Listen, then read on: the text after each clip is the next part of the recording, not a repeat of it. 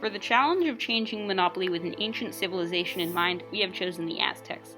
Within the game, some of the changes that we have made are purely cosmetic and do not alter the gameplay, while others we have fully changed and to the best of our abilities made it a different feeling game.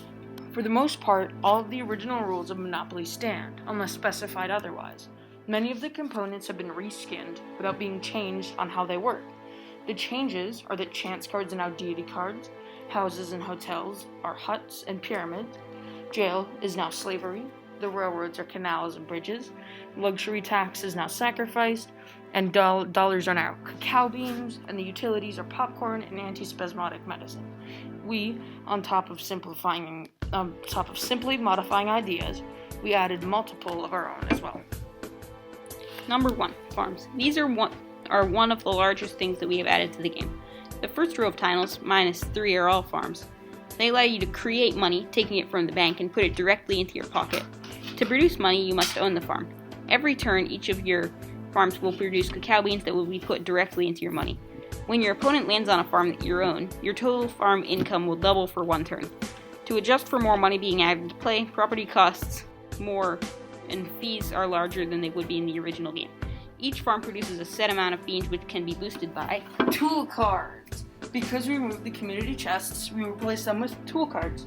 They can be placed on your farms to boost the income made by your farms, and the more you place, the more they produce.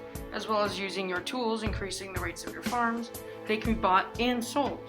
When you land on a tool space, you roll the die and multiply the roll by 50. That is the new price of tools, and you can buy as many as you like. Keep in mind, you can only buy tools while on a tool space, but you can sell tools for the set price at any time. Number 3, bloodletting. Something that has been done by the Aztecs to try and appease the gods and works in a semi-similar fashion in our altered Monopoly. If you land on a bloodletting space, you can return one of your properties to the bank in exchange for 250 beads. This would emulate the good fortune you would get by giving your blood. Number 4. Properties. Many of the properties are renamed and have different attributes than they did before. Most groups of properties all share the same name, with the only difference being a number. They are groups and act the same as they would in a normal game.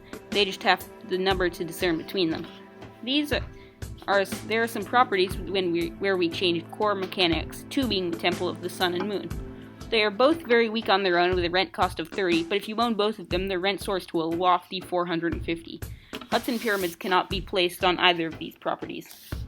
There are also 2 properties that stand out in their uniqueness.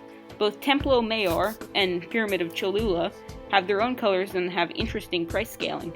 Templo Mayor has a high starting rent and goes up consistently each step. Pyramid of Cholula starts with a rent of only 10 but increases in very large amounts each time, and with a pyramid, the rent is 725.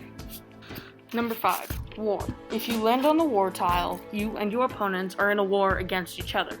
All players roll a die, and whoever rolls the highest wins.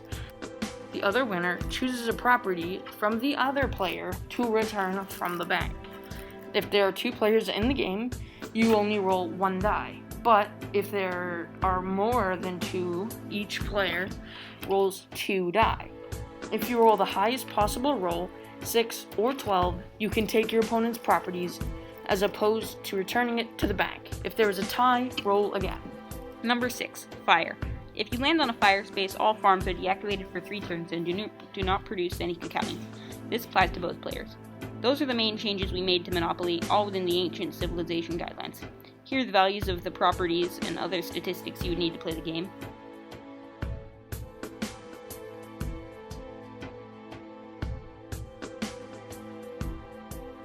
And here's a full view of the board if you want to play yourself.